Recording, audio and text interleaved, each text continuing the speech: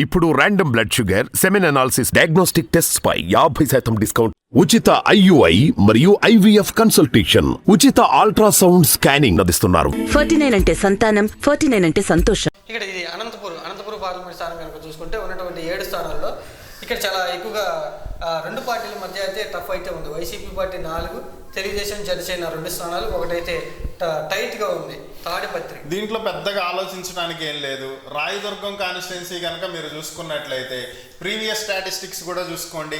5 ఏళ్ళు ఆ పార్టీ, 5 ఏళ్ళు ఈ పార్టీ ఉంటుంది రాయదుర్గంలో. మీరు క్లియర్ కట్ ఇది ఇండికేషన్. మీరు కావాలంటే గూగుల్లోకి వెళ్ళి చెక్ చేసుకోండి.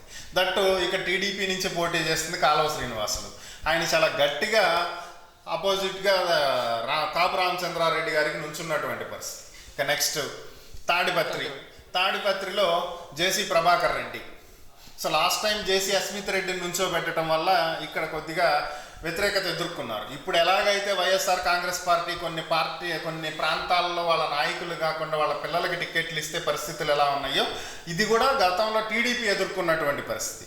కానీ ఈసారి ఖచ్చితంగా అక్కడ టీడీపీ వస్తుంది అని చెప్పి చాలా బలంగా నమ్ముతున్నారు. అందుకే అది టఫ్ ఫైట్ ఉంది. అక్కడ కేతిరెడ్డి పెద్దారెడ్డి గారికి జేసీ అస్మిత్ రెడ్డికి పోటీ గట్టిగానే ఉండొచ్చు. లేదా ఇక్కడ వైసీపీ ఒకవేళ పెద్దారెడ్డి గారికి కాకుండా వయసు రీత్యా చూసుకుని హర్ష గారికి ఏమైనా టికెట్ ఇస్తారేమో చూడాలి వాళ్ళ అబ్బాయికి. సో ఆ సిచ్యువేషన్ బట్టి ఇక్కడ సినారియో అనేది మారే అవకాశం ఉంది. ఇక కళ్యాణదుర్గం ఉషాచరణ్ రెడ్డి గారు, సో ప్రజెంట్ మినిస్టర్, కానీ ఈ ఏరియాలో గతంలో టీడీపీకి మంచి హవా ఉంది.